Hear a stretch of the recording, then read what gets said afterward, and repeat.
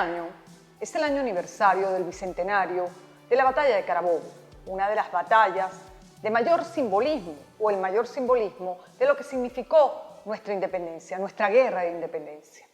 Para este tema tan trascendental, que además implica un análisis histórico y un análisis del tema militar, tenemos con nosotros a Fernando Falcón, doctor en historia, especialista en historia militar, profesor universitario, escritor y tantísimas otras cosas. Sobre todo, un hombre de un carácter extraordinariamente agradable y simpático que siempre está dispuesto a compartir con nosotros su conocimiento.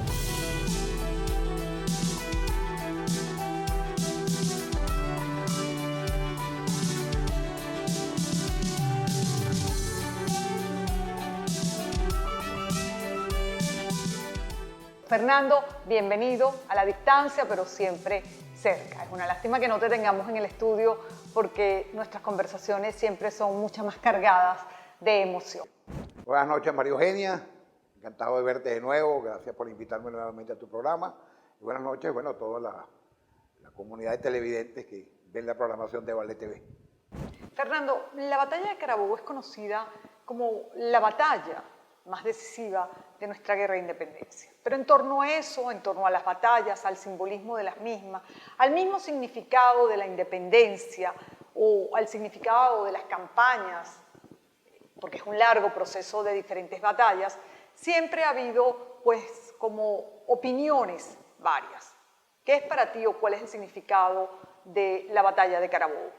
Mira, María Eugenia, en verdad eso siempre ha sido una polémica, ¿no? Hubo batallas muy importantes, teniendo por batalla los grandes eventos militares, no los eventos militares pequeños.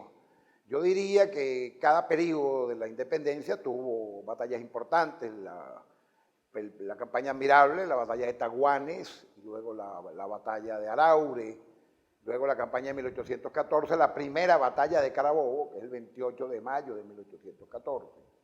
Y las dos que se perdieron, las tres que se perdieron, que son la batalla de La Puerta, la segunda batalla de La Puerta de 1814, la batalla de Aragua de Barcelona, que fue la que tuvo más efectivos, tuvo más muertos, también fue la Gran Carnicería, también en 1814, y finalmente la de Urica, donde muere José Tomás Bove.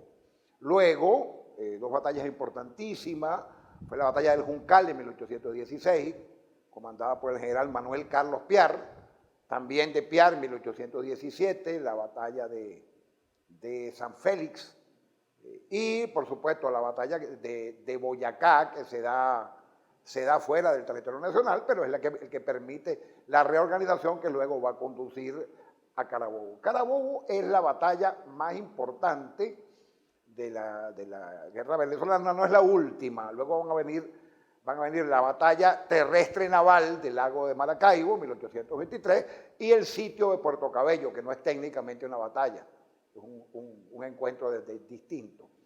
Pero Carabobo tiene tres características fundamentales. En primer lugar, es la primera vez que se enfrenta el ejército de Colombia la Grande a el ejército español, es decir, el general colombiano Simón Bolívar se enfrenta al general español Miguel de la Torre.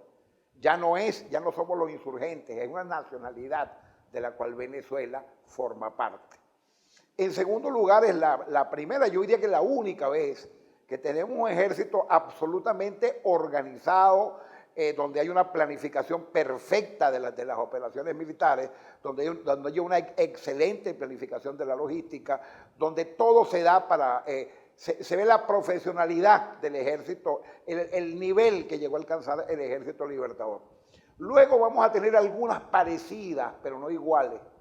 Y debo recordar que en el caso de Ayacucho con Sucre, allí lo que hay es un ejército de coalición. Hay peruanos y hay colombianos peleando. Por lo tanto, me refiero solamente a Colombia, específicamente a la parte norte de Colombia, nororiental, que somos pues los venezolanos. En ese sentido, la batalla de Carabobo creo que es la más importante, si podemos llamarla así. Fernando, ¿qué aspectos se pueden destacar de la batalla de Carabobo, entendiendo que toda batalla forma parte de un proceso y de una campaña y que suele ser muy largo? ¿Y qué personajes podrían destacarse? Bueno, fíjate, es una pregunta interesante porque nos remite no tanto a la batalla, sino a la campaña. La campaña es el proceso de llevar las tropas a la batalla. Y allí hay un proceso de planificación extraordinario. Muy poca gente sabe que ese proceso lo hace el entonces muy joven general de brigada Antonio José de Sucre. Había varios planes, él los corrige, presenta un plan, que es el único plan coherente que se había hecho, los demás tenían algunos problemas, Bolívar lo acepta, además Bolívar allí se da cuenta de a quién tiene al lado, que va a ser luego el gran vencedor de la jornada de Ayacucho, y a partir de allí comienza a moverse las tropas de varias direcciones, desde La Guajira a Maracaibo, por esa vía a Coro Barquisimeto San Carlos, esa es la división de Urdaneta. Luego tenemos las tropas de Cruz Carrillo, que se mueven de Trujillo a Barquisimeto, se concentran allí con Urdaneta. Hacia el lado más al sur tenemos la Guardia de Honor del Libertador, las mejores unidades, las mejores entrenadas, que vienen con él desde Cúcuta vía Guanare, Cúcuta, Barinas, Guanare, y siguen también a concentrarse en San Carlos, primero en Guanare, luego en San Carlos, y finalmente las tropas del general José Antonio Páez, que vienen con 1000 caballos de repuesto y 4000 reses. La comida, trae la comida del ejército, y va por la vía, cruza el río Apure, por la vía de Barinas, Mijagual, sigue hacia Tucupido, el Tucupido de Portuguesa, y finalmente toma la vía de Guanare a San Carlos también. En San Carlos se produce la gran concentración del ejército. Estoy hablando del ejército colombiano o patriota, como le llamamos. Por el otro lado, el ejército realista tiene un problema. Está peleando encerrado. Herrera, que está en Barquisimeto, el comandante de la 5ª División, tiene que desplazarse a Guanare y de ahí a Valencia. La Torre también se desplaza a Valencia y Morales se desplaza a Valencia. ¿Por qué razón? Porque a principio de la campaña se le ha ordenado al general Bermúdez que él desde Cumaná se mueva, él estaba sitiando Cumaná, que estaba todavía en poder de los realistas, y que se mueva hacia Barcelona y de Barcelona por la vía de la costa, todo lo que es Barlovento, moverse hacia Caracas y la toma Caracas el 14 de mayo. Pero no para conquistarla, sino para distraer la fuerza realista, que se tiene que mover pensando que les van a tomar la capital. Y al final terminan encerrados en un sector entre los valles de Aragua y San Felipe. Y ellos toman el sector central de ese sector donde están encerrados, que es la sabana de Carabobo. Tanto es así que para el 15 de junio todavía no se ha dado la batalla, y Bolívar le escribe a Santander y le dice, vamos a ganar en Carabobo. Ya Bolívar sabía en qué parte le podían dar a él la batalla, y hay un elemento que poco se conoce. En 1814, el 28 de mayo, se había dado allí otra batalla, también la batalla de Carabobo, pero estaban las tropas al revés. Los patriotas estaban, en ese momento patriotas, donde en 1821 estaban los realistas y viceversa. Entonces Bolívar conocía el terreno, Bolívar sabía exactamente por dónde había que meterse. Lo que no recordaba eran los lugares exactos, para eso buscaron unos guías, pero sabía que era lo que había que hacer. Y por eso se trae a Mariño de jefe de Estado Mayor. Fíjense, en la batalla de Carabobo de 1814, nada más 5 personas pelearon esa batalla, que para el año 21 estaban. Bolívar, por supuesto, Mariño, quien se trae, Cedeño, a quien nombra comandante de la 2ª División, Plaza, en ese momento un joven capitán, hoy en día coronel, ya casi para ascender a general, y un 5.º hombre que era el teniente coronel Juan José Conde, que Bolívar lo nombra comandante del batallón Bravos de Apure para que encabece la marcha. Fíjense, los 5 hombres del año 14 son fundamentales en el año 21. Esto se dice muy poco. Ahí hubo 2 batallas y Bolívar conocía el campo y lo conocía bien. Y esto va a ser clave en la organización del ejército para el combate. Fernando, en torno a cualquier batalla, héroe o campaña, siempre hay algunos mitos, hay escritores, investigadores, pero también hay poetas, como Eduardo Blanco, que escribió o le cantó a la batalla de Carabobo.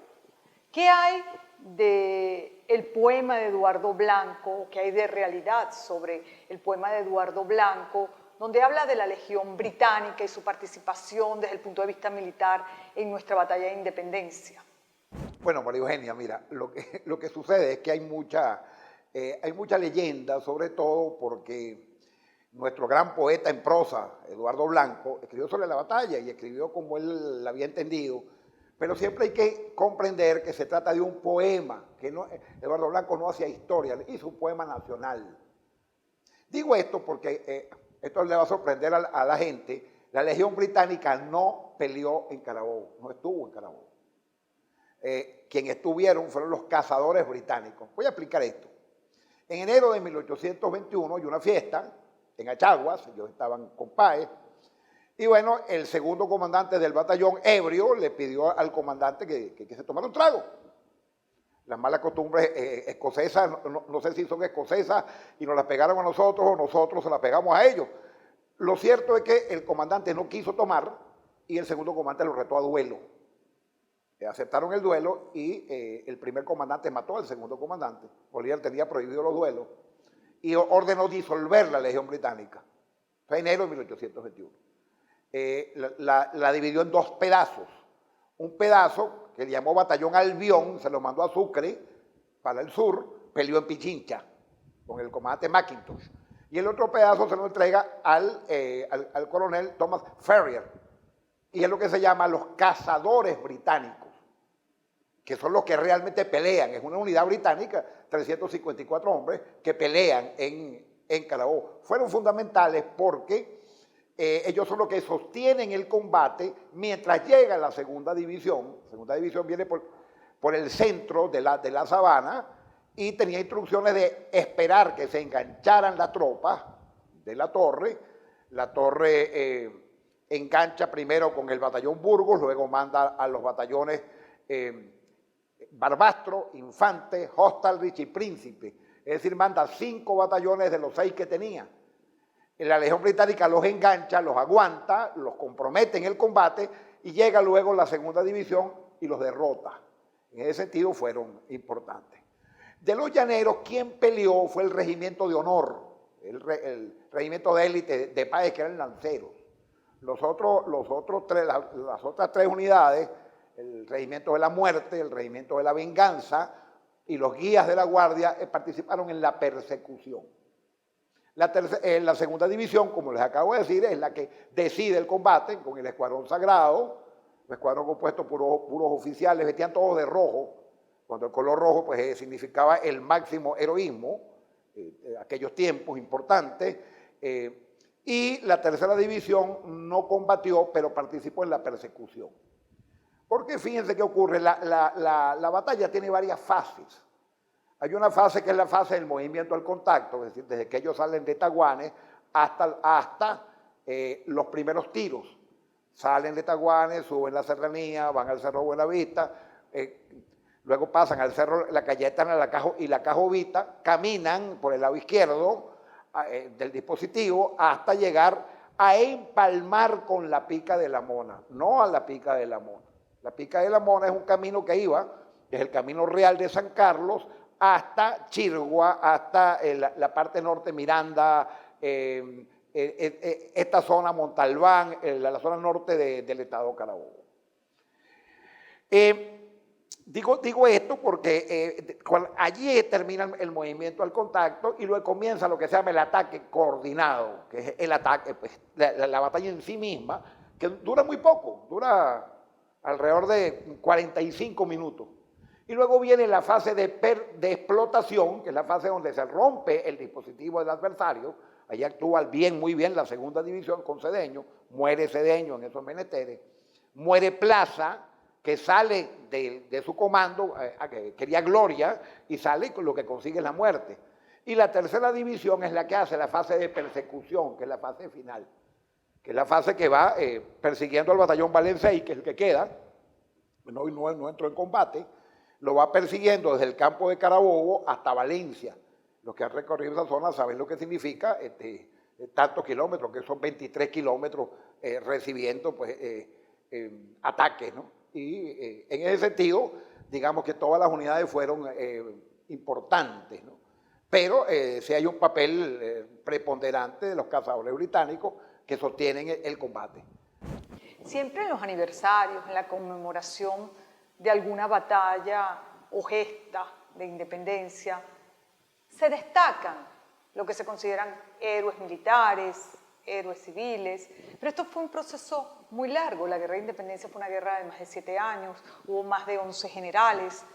¿Qué destacarías tú del proceso y de los hombres que participaron desde el punto de vista militar en la guerra de independencia y en la batalla de Carabobo específicamente? Es una pregunta muy amplia porque me abarcaría toda la guerra de independencia, ¿no? Y abarcaría un proceso de 7 años. 7 años, pues fueron muchos los cambios. Generalmente se habla de los generales. Fueron 11 generales en jefe, empezando por Miranda, que es el primero, y terminando con Antonio José de Sucre, que es el último. Allí pues habría que hablar de Rivas, habría que hablar de Piar, habría que hablar de Mariño, habría que hablar de, por supuesto, del Catire Páez, tan importante para nosotros. Habría que hablar de Urdaneta, de Bermúdez, es decir, por supuesto, del Libertador Simón Bolívar, que lo dejo de último por ser el más importante. Pero también en cada campaña pues hubo gente muy arrojada.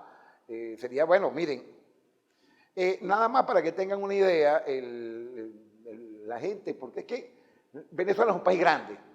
Venezuela es un país del tamaño del compromiso. Y a veces, aunque pasamos por sumisos y pasamos por dormidos, a veces se despierta esa heroicidad. Y lo digo por esto.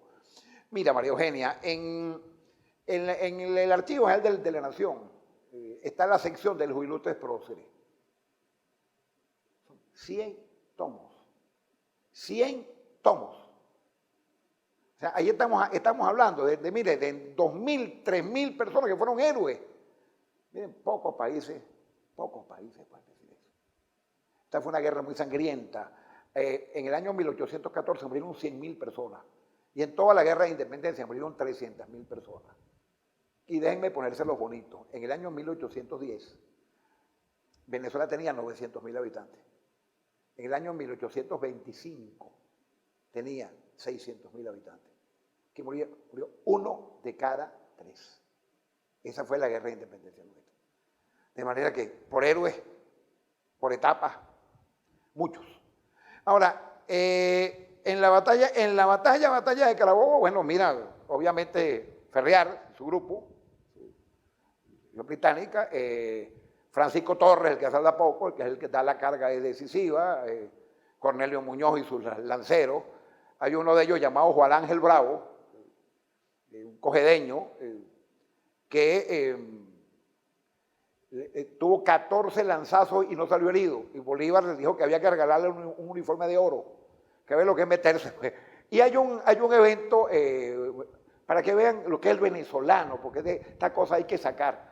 En plena batalla, en la fase de explotación, en la fase de ruptura del dispositivo, a Páez le dio un ataque epiléptico. Páez sufría de epilepsia y cayó al suelo, desmayado. Y ¿saben quién lo recoge? Lo recoge el teniente coronel Antonio Martínez, de la caballería realista, venezolano también. Lo montó en el caballo, llamó a un oficial patriota colombiano y le dijo, mire, aquí está su general, llévelo atrás para que lo cure. Esa es la grandeza nuestra, fíjense, un venezolano salvando a otro venezolano de morir cuando lo pudo haber matado, ¿no? Entonces, eso también hay que resaltarlo. Y del lado realista también, Tomás García, el comandante del batallón Valencia. Andrés Riesco, que es el comandante, y Tomás García, que es el comandante de la división, hicieron una hazaña militar, 23 kilómetros de ataques incesantes, y salir no solamente vivo, sino ileso de la unidad y llevársela a Puerto Cabello. Es una hazaña militar que nos dice una cosa muy sencilla. Nosotros somos hijos de España. Y como dicen los españoles, solo España podía haber derrotado a España. Y así fue. El cachorro de león colombiano o venezolano terminó derrotando al león español. En el estudio de nuestra independencia, de la guerra de independencia, de las campañas que llevaron al éxito y sobre todo en el estudio de la batalla de Carabobo como el símbolo de la independencia, aunque no fue la única batalla y después de que se dio Carabobo hubo otras batallas, más de 16 si mal no recuerdo, se habla de héroes militares y de héroes civiles. Pero tú has estudiado mucho, mucho más que la mayoría de los historiadores, el proceso militar y el proceso de la guerra de independencia. ¿Se puede hablar para ese momento de héroes civiles y de héroes militares? ¿O eran todos militares? Estamos hablando de cuántas personas, cuántos militares participaron, cuáles fueron las bajas, porque esta fue una guerra cruenta y parecemos olvidar que fueron 7 años de guerra donde hubo una población totalmente diezmada, y me refiero a los que participaron, pero también a la población de Venezuela, que era muy poca para ese entonces. Háblanos un poco de este largo proceso y de los héroes civiles o militares, y si se puede hablar de ello. Es que, claro, la culminación de un proceso, Carabobo lo es simbólicamente, repito, no termina con Carabobo los combates van a prolongarse hasta el año 23, alrededor de 36 combates más, de mucha menor medida, y 2 batallas importantes. Pero, ¿qué sucede? Yo he sostenido en mi trabajo y en